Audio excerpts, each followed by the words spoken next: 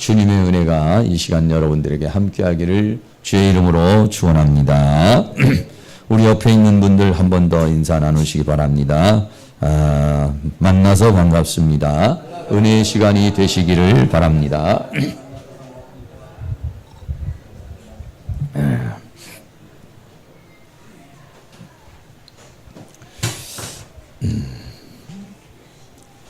오늘 말씀의 제목은 다니엘의 감사라는 이런 주제로 하나님 말씀을 함께 나누는 시간을 갖도록 하겠습니다. 다니엘의 감사. 추석 명절이 이렇게 다가왔죠. 추석 명절이 다가와서 여러분들이 즐거운 분도 있고 즐겁지 않은 분도 있고 이럴 것 같아요. 명절이 되면은 즐겁다 이런 마음보다는 우리 이제 믿음의 사람들 입장에서는 명절이 부담스럽습니다. 원래 우리 추석 명절이라는 게 오곡백과가 익어서 이 풍요로운 계절에 이 풍년 감사제를 드리는 건데 그래서 천신과 조상신에게 햇 곡식과 햇 과일을 만들어 가지고 감사를 올리는 게 이 추수감사절입니다. 그러면서 이제 사람들이 모여서 이런 놀이도 하고 저런 놀이도 하면서 참 한가위만 같았으면 좋겠다. 이런 이제 이야기를 하면서 시름을 달래고 이렇게 살아가는 날이 바로 추석이라고 이렇게 말할 수가 있어요. 사람들 마음속에 추석이 되고 오곡백과를 보니까 누군가가 무엇인가가 어떤 힘인가가 작용을 해서 이것이 주어졌을 거라고 생각을 했어요. 그래서 이거는 아마 나를 사랑하는 우리 부모님이 돌아가시고 난 다음에 나를 도와준 거구나. 그리고 또 우리가 잘 모르지만 어딘가에 이 만물에 있는 신들이 나를 이렇게 도와준 거구나. 이렇게 생각을 해서 제사상을 차려놓고 이렇게 감사를 했습니다. 감사하는 건 좋은데 문제가 되는 게 뭐냐면은 감사의 대상을 잘못 선정했다는 것입니다. 감사하는 마음을 갖는 건 좋은데 감사의 대상이 천지를 창조하신 하나님께, 모든 만물을 주관하시는 하나님께, 그리고 오늘 우리가 그것을 얻게 된 그런 모든 것을 도와주신 그 하나님 앞에 감사를 해야 되는데 이 추석 명절에 그렇게 하지를 못한다는 것입니다. 그래서 안타까운 것이죠. 그래서 이때는 가장 하나님이 우리나라 민족을 싫어하는 때입니다. 하나님의 국률이 끊어지고 또 정말 우리 많은 믿는 사람이 회개를 해야 되는 그러한 시기입니다. 왜냐하면 하나님께서 가장 싫어하는 죄악이 뭐냐면 우상숭배입니다. 우상숭배는요, 이 세상에 있는 모든 죄악보다도 가장 큰 죄악이고 더 나아가서 가장 큰 형벌입니다. 그래서 이 세상에서는 사형이고 하나님 나라에서는요, 지옥이 바로 우상숭배의 형벌이라는 사실을 우리는 잘 생각을 해야 됩니다. 왜 그러느냐면요, 하나님께서 말씀하신 계명, 1계명과 2계명을 이거를 지키지 않는 것입니다. 출애굽기 20장 3절에 보면 너는 나 외에는 다른 신들을 내게 있게 말라 이렇게 말했습니다. 그 어떤 신도 제1계명이 그렇습니다. 그리고 또 2계명은 뭐냐면은 너를 위하여 어떤 우상을 만들지도 말고 그것을 새기지도 말고 그것들에게 절하지도 말며 그것들을 섬기지 말라 이렇게 말했어요. 그러니까 만약에 추석에 명절에 제사를 드리는 것은 하나님의 계명 중에서도 1계명과 2계명을 어기는 것이고 이건 하나님 앞에 정면 도전하는 것이기 때문에 하나님은 우상 숭배하는 자는 가차없습니다. 여러분이 살다가 보면 서로 싸우기도 하고 다투기도 하고 미워하기도 하고 때로는 거짓말도 하고 이런 죄를 짓지만 이런 죄는 용서가 됩니다. 그러나 우상 숭배를 한 사람에게는 엄청난 형벌이 따릅니다. 그렇기 때문에 이 추석이 참 마음에 부담되는 그런 날입니다. 그래서 이 추석에는요, 사람들이 모여가지고 좋자고 모이는데 그런데 많은 사람이 술 끊었던 사람이 그날 또 친척들이 한 잔 따라줘서 또 먹게 되고 또 담배 뻥뻥뻥뻥 피니까 또 가서 피게 하게 되고 또 형제들 간에 뭐 이런저런 얘기하다가 보면은 뭐 재산 때문에 싸움도 일어나고 또 과거에 있는 상처 때문에 싸움도 일어나고 이렇게 돼요. 그러다가 여성들은 명절 후유증이라고 그래서 음식 만드는데 고통을 당하고 그래. 요번에 제가 생각할 때는 음식 고생 시키지 마시고 적당하게 만들어서 음식 만드는 재미로 추석에 모이는 게 아니라 서로 만나서 좀 놀이를 좀 했으면 좋겠어요. 사치기, 사차포 이런 걸 하시든지 아니면 개발바닥, 소발바닥 이런 걸 좀 하시든지 그 좀 누가 좀 아이디어를 내가지고 삥 둘러 앉아가지고 뭐 그런 걸 좀 했으면 좋겠어요. 만져서 그냥 고수도 쳐가지고 또 돈 잃어서 또 싸우고 이런 거보다 우리 이 예수 믿는 사람이 참 기도는 열심히 하는데 노는 걸 못해요. 노는 걸 안 배워가지고 그래가지고 뭐 만나면 밍숭밍숭하니까 그냥 TV만 틀어놓고 뭐 이렇게 하는데 그렇게 말하는 저도 사실은 잘 못합니다. 잘 못하는데 여러분들이 좀 이렇게 좋은 놀이 문화를 좀 만들어서 정말 즐거운 추석, 정말 만나서 반가운 가족들, 이런 행복한 추석을 여러분들이 잘 구상을 해서 만들 수 있기를 축복합니다. 오늘 이 추석을 맞이하면서 감사에 대한 이야기를 하려고 그러는 겁니다. 그 감사 중에서 다니엘의 감사에 대한 이야기를 하려고 그래요.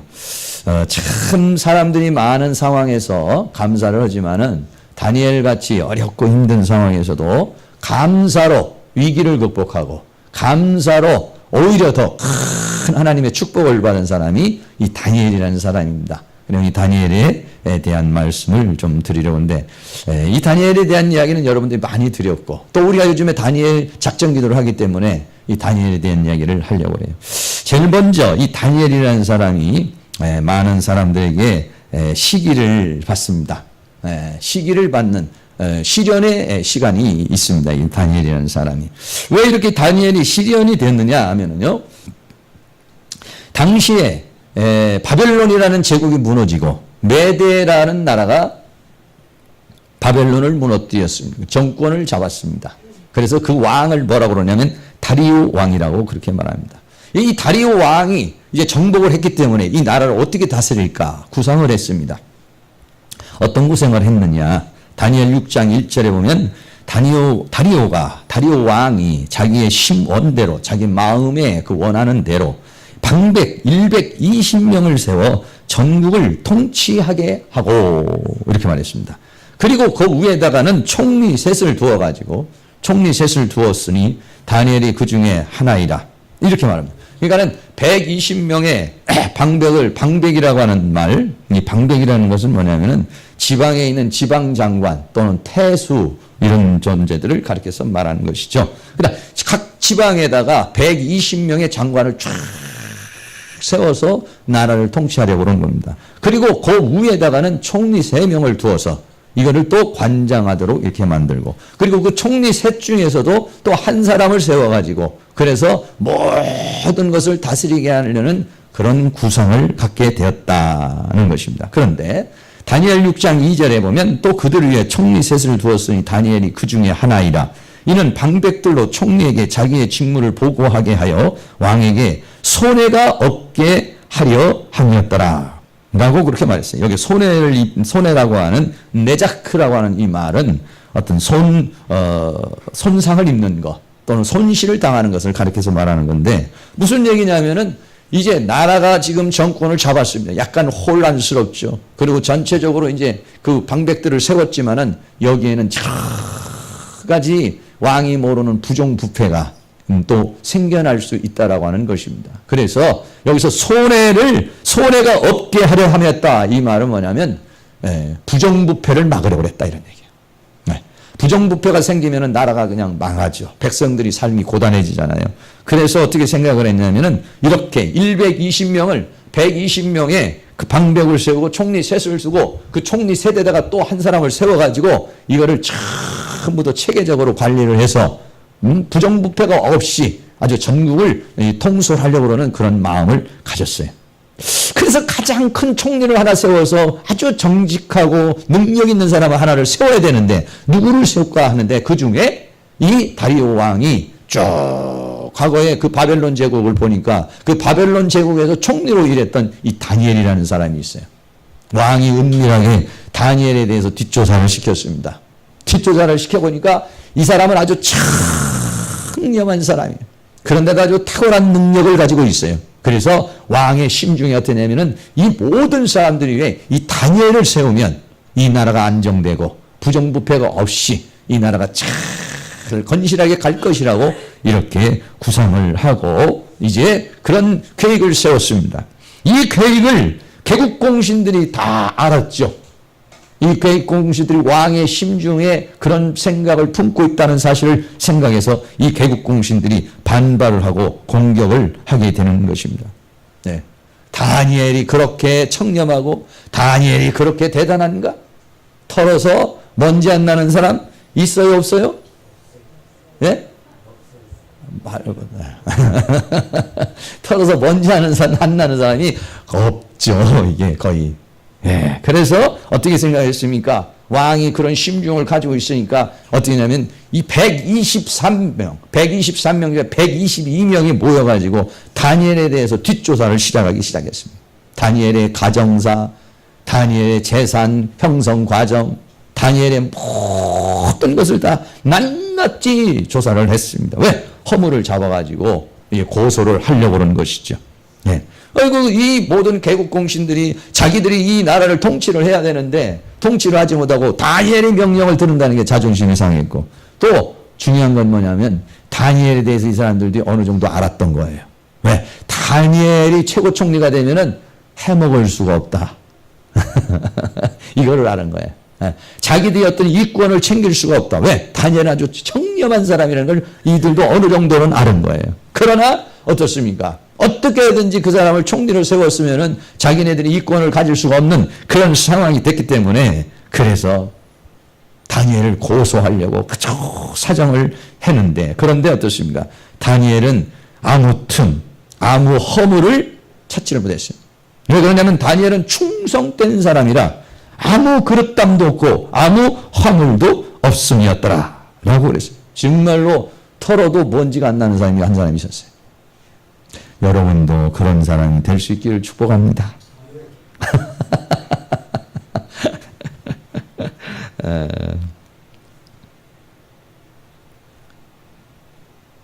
어떻게 보면 이런 사람은 고지식하고 융통성이 없고 말이 안 통하는 사람이고 그러죠.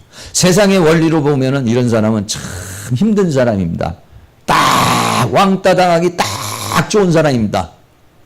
123명을 갖다가 세우는데 122명이 다 반대를 하는 거예요. 122명이 다 데모를 하는 겁니다. 다 들고 일어나는 겁니다. 왜? 다니엘이 들어졌다는 국물도 없다.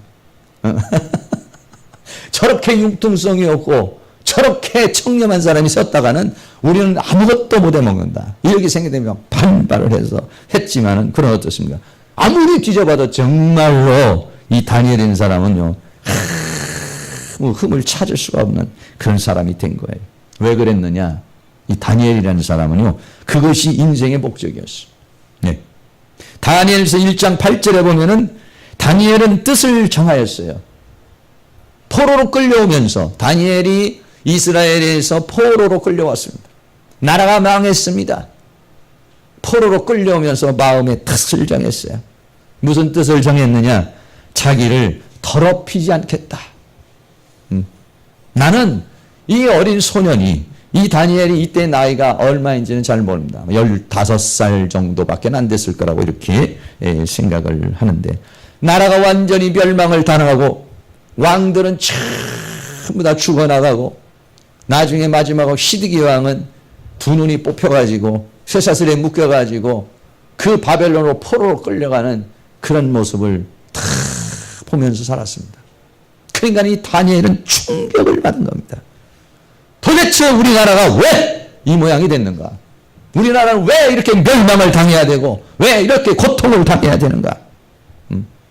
다니엘이 그것을 쫙 이렇게 살펴보니까 그거는 뭐냐면 이스라엘 백성들이 하나님 앞에 부정했어요. 하나님을 제대로 믿지 않고 하나님 앞에 더럽어진 그런 삶을 살았어요. 더 나아가서는 욕심과 욕망이 커져서 사리 사욕에 눈이 멀어서 부정부패가 심했어요. 그렇기 때문에 나라가 멸망으로 갔다라고 하는 것을 이 다니엘이 직시하게 된 것입니다. 그래서 다니엘은 뜻을 정합니다. 나는 신앙의 절개를 지키겠다. 나는 이 세상을 살면서 저렇게 자기 욕심에 매어서 부정부패 저런 거에 얽매이는 사람이 되지 않겠다. 뜻을 정했습니다.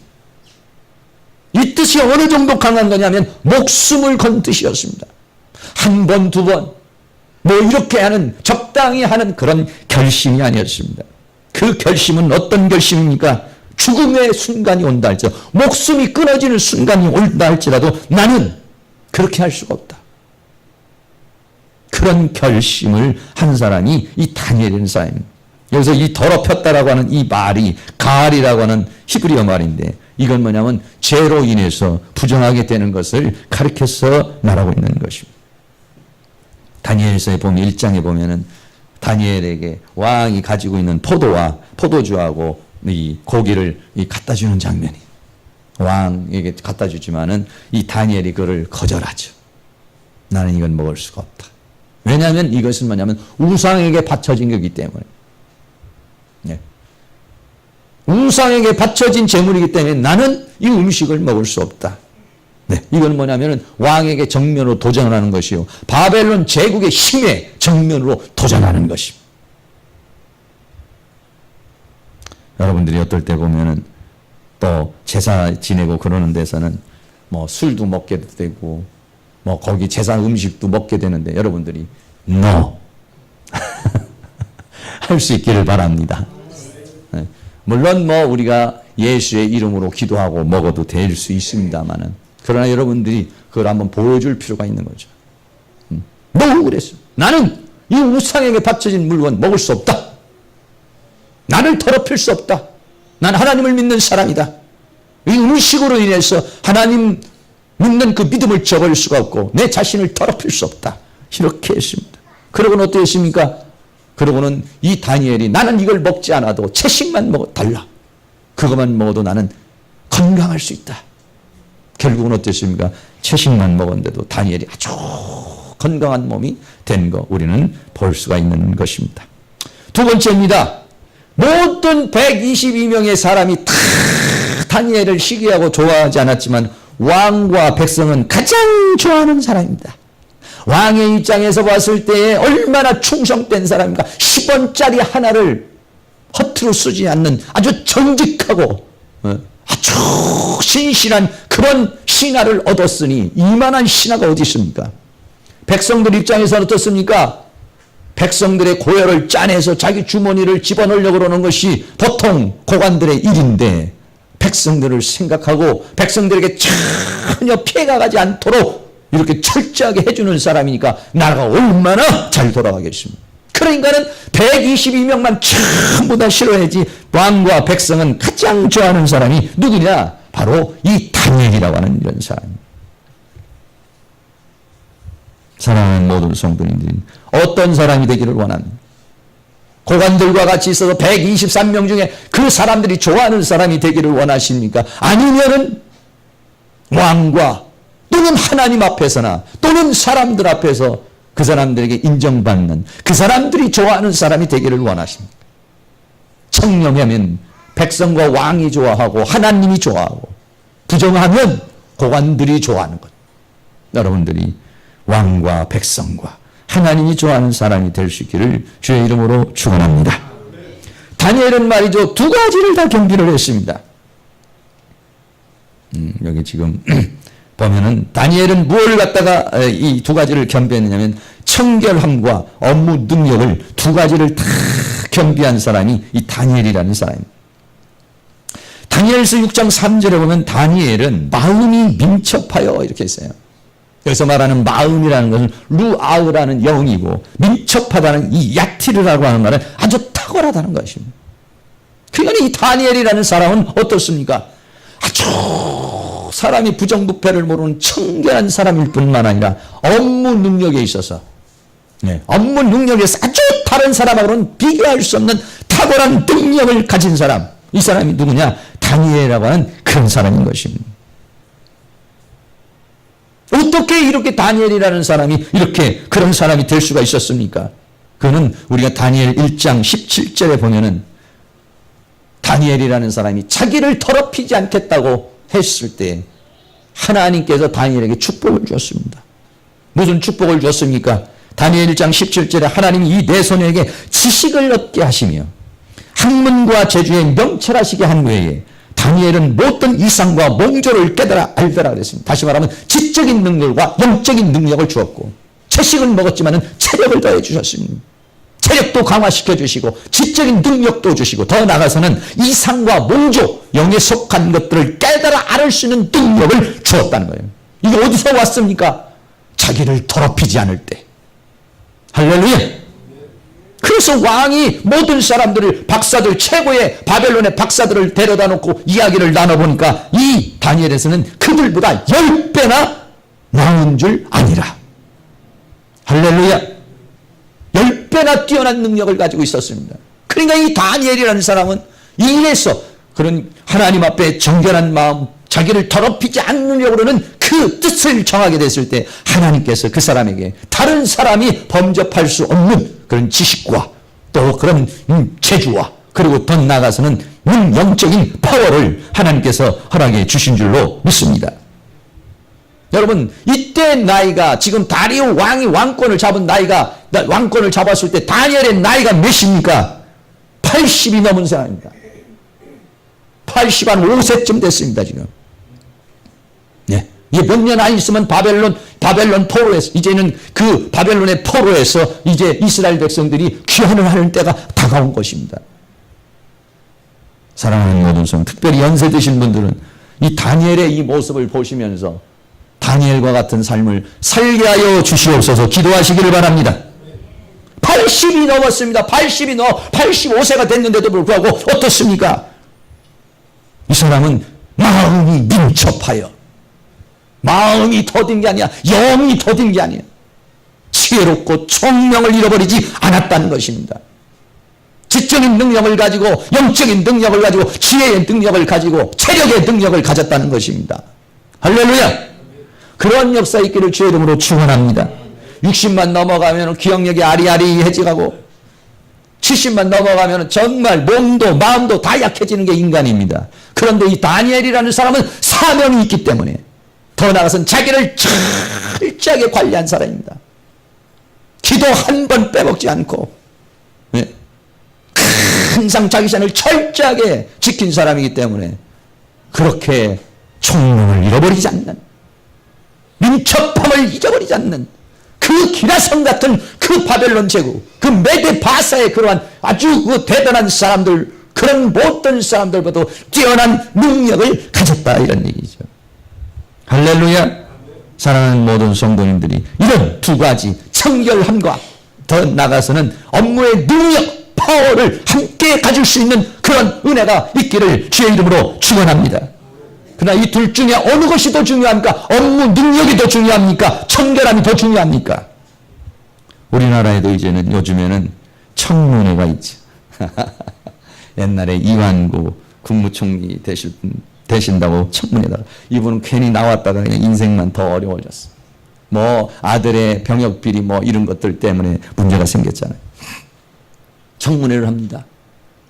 업무 능력이 없어서 이 사람이 총리가 되지 못한 거 아닙니다. 청결함에 있어서 도덕적인 문제에 있어서 윤리적인 문제에서 걸렸습니다. 네.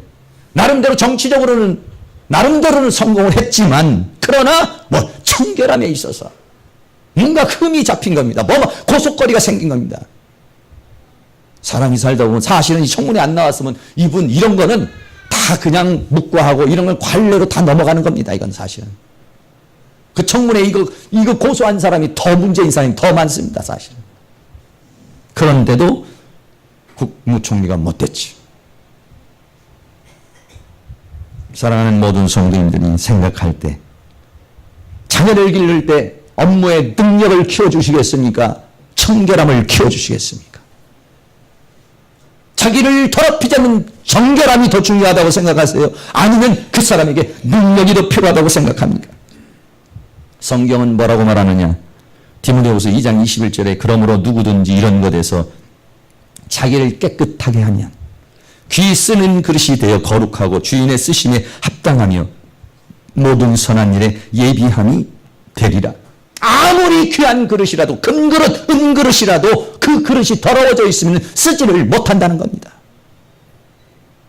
금그릇, 은그릇도 더 중요하지만은 그러나 더 중요한 건 그 그릇이 깨끗해야 된다는 것입니다. 능력도 중요하지만은 능력보다도 더 버금가는 것은 뭐냐? 정결함이라는 것이. 여러분들 그렇게 생각하세요? 그런데 이게 어려운 것입니다. 왜? 능력은 학교를 보내거나 교육기관에 보내면 능력을 얻을 수가 있습니다. 부모가 그거 안 해도 됩니다. 능력을 얻는 것은 선생들이 할 수 있고 교육기관이 할 수 있습니다. 그러나 인격을 만드는 건 부모가 해야 되는 겁니다. 자기는 도둑질하면서 자식에게 도둑질 하지 말라고 말할 수 있습니까? 자기는 싸우면서 너는 시집가서 싸우지 말라고 말할 수 있겠습니까? 자기는 거짓말하면서 너는 사회에서 거짓말하지 말라고 말할 수가 있겠습니까? 어려운 것이죠. 인격을 만들어내는 것은 부모가 만들어내는 것이기 때문에, 아니면은 어떤 큰 스승을 만나서 거기에 큰 감동을 받아야 됩니다. 그리고 부모가 살아가는 모습이, 우리 엄마는, 우리 아빠는 정결함을 우선순위해서, 청결함 우선순위에서 그 정결함에 의해서 나오는 능력이야. 하나님과의 관계에서 깨끗해서 하나님과의 관계에서 바르게 되어서 엄마에게서 나오는 능력은 그 청결함에서 나온 거야. 아빠에게서 나오는 그 파워는 거기에서 나온 거야. 하나님의 은혜로 나온 거야. 여러분 만약에 그걸 보여줄 수 있다면 모든 자녀들이 하나님을 섬기고 교회 나오지 말라고 해도 주님 앞에 나오게 되는 그런 은혜가 있게 될 줄로 믿습니다. 다니엘이 이렇게 놀라운 탁월한 그런 사람이 된 이유는 뭐냐? 다니엘이 공부를 열심히 했어요? 연구를 많이 했어요? 아니에요. 뜻을 정했습니다. 무슨 뜻을? 우리 민족은 부정해서 부패해서 저렇게 우리나라는 멸망했는데, 나 한 사람이라도, 내 조그마한 소년 나 한 사람이라도 나는 내 정절을 지키자, 믿음의 정절을 지키자, 사회의 유혹을 지키자. 그거를 어떻게 생각했습니까? 목숨을 걸었습니다. 그거는 그냥 한 번, 두 번 해보는 것이 아니라 1년, 2년 해보는 것이 아니었습니다. 내 일생 다가도록, 내 일생 다가도록 그것을 자신의 인생의 의무와 인생의 가치와 인생의 삶의 하나의 모토로 삼아서 그 인생을 살았더니 하나님께서 그를 축복하고 역사하신 줄로 믿습니다. 세 번째, 다니엘이 감사 기도입니다. 이렇게 많은 방백들이 다니엘을 어떻게든지 끌어내리려고 해서 어떻게 했습니까? 방법을 생각을 했죠. 방법이 뭡니까?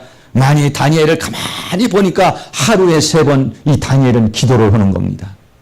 그래서 120명이 모여가지고 어떤 생각인가? 왕에게 하나의 법령을 정해자고 그랬습니다. 어떤 법령을? 왕이요, 지금부터 30일 동안에는 그 어떤 신에게도 절하지 말고, 왕이 이제 전국을 통솔해야 해야 되는데 그 왕이 권위를 보여주시옵소서. 다리오 왕이 아리딸딸 했습니다. 어리석어서 도장을 찍었습니다. 됐다. 가서 보니까 정말로 다니엘이 하루 3번 기도하는데 어떻습니까? 이 다니엘이라는 사람이 이 조서에 어인이 찍힌 것을 알고도 감사했더라 그랬어. 조서에 어인이 찍혔다는 건 왕이 법령을 만들어서 왕이 도장을 찍었습니다. 만약에 30일 동안 어떤 시내라도 만약에 기도를 한다든지 뭔가를 구하면은 사자굴에 집어넣는다는 법령입니다. 이 법령이 왕의 어인이 찍힌 것을 알고도, 다니엘 6장 10절은 아주 상세하게 다니엘이 이 조서에 어인이 찍힌 것을 알고도 빠져나갈 수가 없는 겁니다. 바벨론에 살고 이 메데 바사에 살고 있는 안에는 이 왕의 명령을 거역하고 살아남을 수 있는 사람이 누가 있겠습니까? 추상 같은 명령인데, 그런데도 불구하고 다니엘은 감사 기도를 했더라. 할렐루야. 그렇습니다. 뜻을 정하면은 그 뜻을 꺾기 위해서 누군가 방해합니다. 우리도 작정 기도해서 뭔가 내가 해봐야 되겠다. 여러분들도 결심하잖아요. 각오하잖아요. 뜻을 세우잖아요. 그러면은 세상이 넉넉하게 우리의 뜻을 가도록 놔둡니까? 방해가 있습니다. 가시던 뿔이 있습니다. 여러 가지 문제가 생깁니다. 그럼에도 불구하고 그런 문제가 올 때마다 여러분 정면 돌파, 믿음으로 정면 돌파할 수 있는 은혜가 있기를 주의 이름으로 축원합니다. 다니엘은 어떻습니까? 감사 기도로, 믿음의 기도로 어인이 찍힌 것을 알고도 목숨을 걸고, 할렐루야. 그런 여러분들, 지금 여러분들이 뜻을 세우는 것이 어느 정도냐가 중요한 것입니다. 내가 뜻을 청한 것을 목숨을 걸었다면 목숨의 위협이 와도 그거를 이겨낼 수 있는 능력이 주어지게 될 줄로 믿습니다. 뭐 이래도 좋고 저래도 좋고 지킬 수도 있고 안 지킬 수도 있고 이렇다면 여러분의 그 계획은 언제 무산될지 모르는 것입니다. 그러나 내 생명을 건다면, 내 인생을 건다면 거기에는 내 인생, 나라고 하는 존재가 가지고 있는 모든 에너지가 그것을 이루어내고, 그렇게 됐을 때 하나님의 은혜가 그 사람에게 주어지게 될 줄로 믿습니다. 두 번째는 자기 집에 들어가서 그 방에서 감사하더라. 집으로 갔습니다. 집에서 매일 기도를 했습니다. 여러분의 가정은 어떻습니까? 자기의 집을 기도처소로 만들려, 자기의 집을 성령 충만한 장소로 만드는, 자기의 집을 하나님이 역사하는 장소로 만드는 거 굉장히 중요합니다. 사랑하는 모든 성도님들이 힘들고 어려울 때 영적인 샘물을 솟아나오게 하는 곳이 가정이 될 수 있기를 주의 이름으로 축원합니다. 가정이 안식처가 되고, 가정이 편안한 곳이 되고, 가정에 가면 찬송이 있고, 가정에 가면 기도소리가 있고, 가정에 가면은 사랑하는 아내의 위로가 있고, 사랑하는 남편의 위로가 있고, 거기에서 뭔가 새로운 힘을 얻을 수 있는 그런 가정으로 만들 수 있기를 주의 이름으로 축원합니다. 집으로 가서 방에서 감사했습니다. 세 번째는 예루살렘을 향하여 감사했습니다. 포로로 끌려왔지만 비록 예루살렘을 향하여 그는 하나님을 향하는 것이요, 더 나아가서는 이 예루살렘의 회복을 위해서 벌써 70년이라는 세월이 거의 다 오도록 기도를 한 것입니다. 엄청난 세월 동안에 기도를 했지만 기도 응답은 없었지만 그래도 오늘도 변함없이, 할렐루야. 저도 한 60년 만에 이렇게 응답된 게 있습니다. 저도. 네. 얼마 전에 응답된 것도 하나가 있습니다. 꿈에도 그리는 예루살렘을 바라보면서, 예루살렘의 회복을 바라보면서 그 소망을 놓지 않습니다. 창문을 열어놓고 이 눈으로는 보이지 않지만 믿음의 눈으로 예루살렘의 회복을 바라보면서 비참한 자신의 민족이 70년 동안 바벨론 포로로 끌려와 있는 이 비참한 현실을 놓고 하나님 앞에 간절한 마음으로 예루살렘을 향하여 기도했습니다. 네 번째는 전에 행하던 대로 감사했다 이랬습니다. 전에 행하던 대로라는 것은 어떻게 위험이 찾아와서 이번에 이렇게 기도하는 것이 아니라 어제도 했고 그제도 했고 작년에도 했고 10년 전에도 했고 20년 전에도 했고 다니엘이 뜻을 청한 날부터 한 기도입니다. 전에 행하던 대로. 다시 말하면 기도는 뭐냐? 습관이 되어야 된다는 것입니다. 더 나아가서는 기도는 삶이 되어야 된다는 것입니다. 한 번 청했으면 그걸 끝까지 밀고 나갈 수 있는 그런 은혜가 있기를 주의 이름으로 축원합니다. 할렐루야. 근데 사람들은 어떻습니까? 문제가 생기면 뭐 꼭 주일날 그렇게 나가야 되나? 아이고 집에서 기도해도 되지 뭘 그렇게 또 교회 가서만 꼭 기도해야 되나? 어떻게 맨날 하루는 좀 빠질 수도 있는 거지. 내가 요즘에 너무 바쁘잖아. 하나님도 잘 아시죠? 내가 요즘에 몸이 좀 안 좋은 거 아시죠? 아시지요. 합리화시킵니다. 합리화시키는 순간 도태됩니다. 물론 여러분들이 다 나름대로 가다 보면 심적, 지적, 영적, 환경적 상황이 올 수 있습니다. 그러나 이 다니엘이라고 없었겠습니까? 이 세상을 살아가는 그 어떤 사람에게도 장벽은 있는 겁니다. 문제는 생기는 거예요. 근데 위대한 사람은 뭐냐? 그를 밀고 나가는 겁니다. 할렐루야. 그렇습니다. 전에 행하던 대로 오늘 죽음의 위협이 왔다 할지라도, 오늘 사자굴에 들어갈지라도, 내가 가진 모든 걸 다 잃어버릴지라도, 할렐루야. 전에 행하던 그것을 오늘의 어떤 문제로 인해서 끊어버리는 일이 없기를 주의 이름으로 축원합니다. 그리고는 하루에 3번을 기도했어요. 하루 3번 기도하는 거 쉽지 않습니다. 다니엘이 어떤 사람입니까? 모든 세계를 다스리는 총리입니다. 그분보다 바쁜 분 여기 계시는 말씀하세요.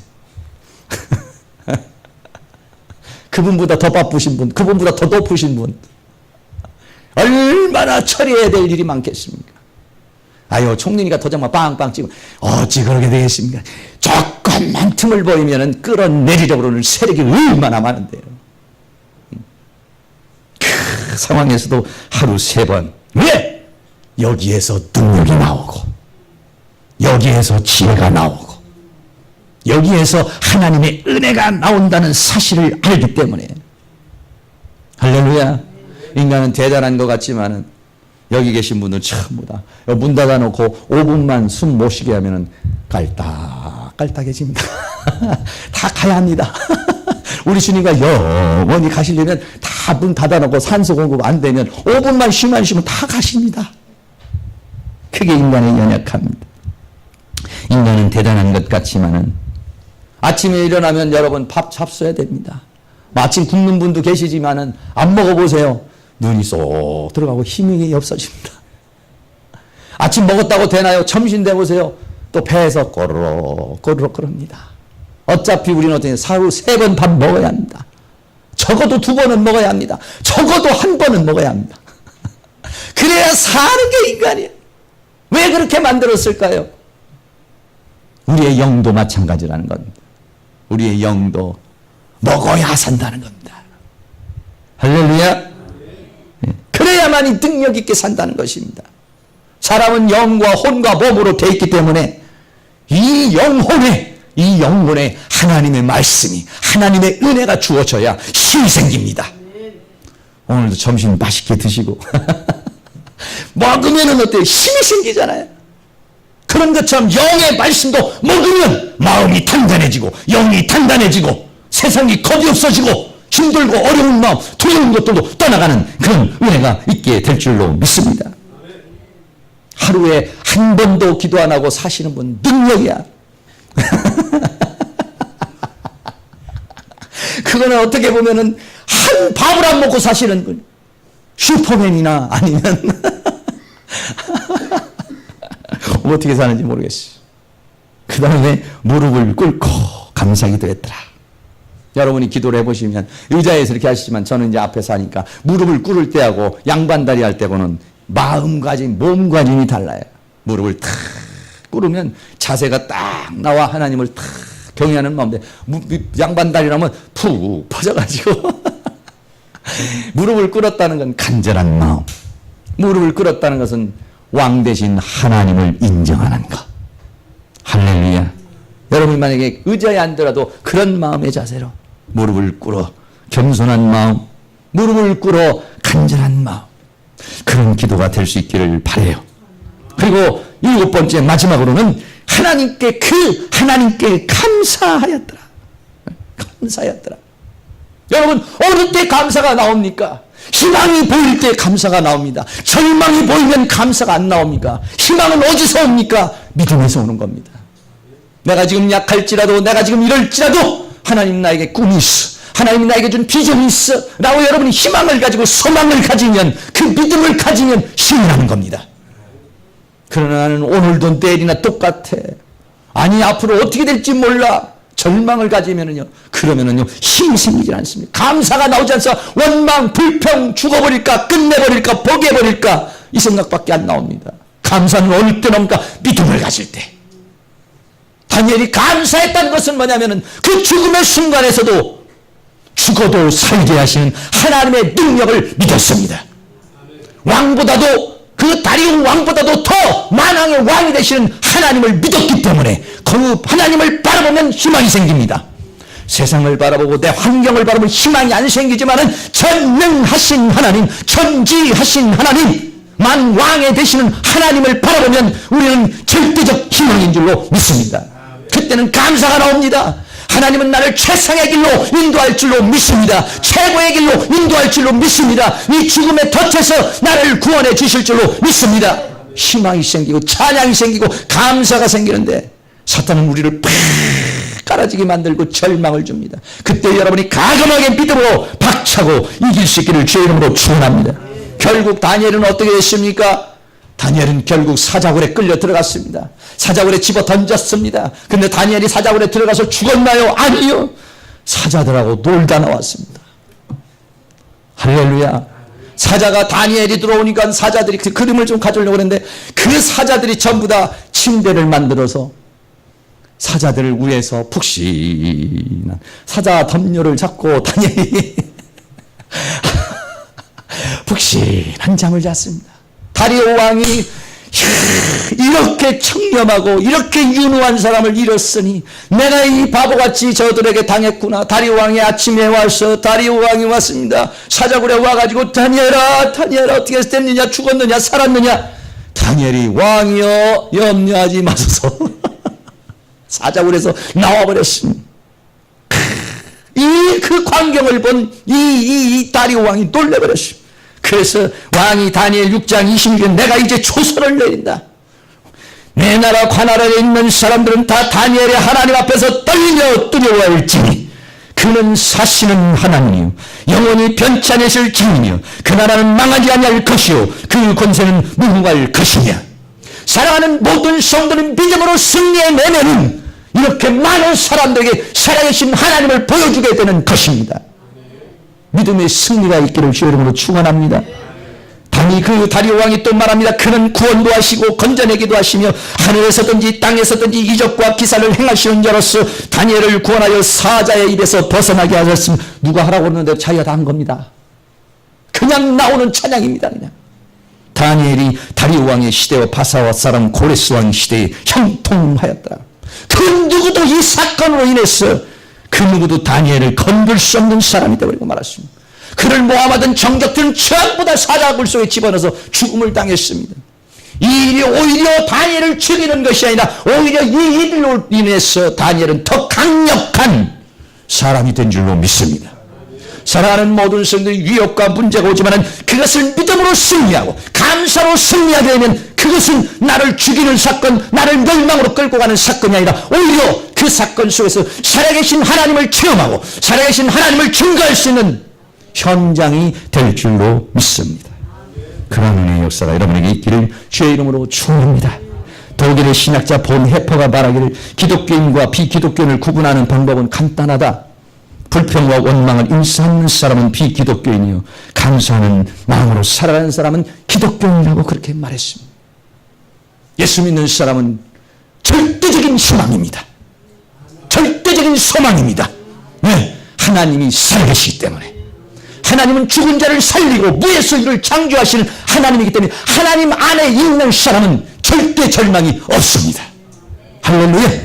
사랑하는 모든 성도님, 이번 명절을 통해서 다시 한번 감사의 마음을 회복할 수 있는 그런 은혜의 역사 일어날 수 있기를 주의 이름으로 축원합니다.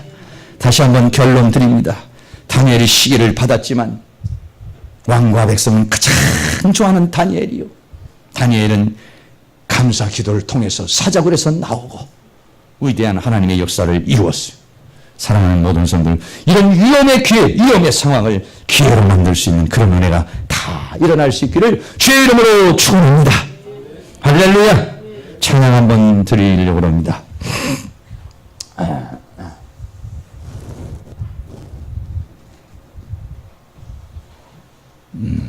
이거 찬양이 안 들어있구나. 나 같은 죄인 한번 하겠습니다. 나 같은 죄인 살리신 주 은혜의 놀라와 한번 찬양하고 하나님 감사의 마음으로 살아갈 수 있도록 은혜를 내려주시옵소서. 한번 기도하겠습니다.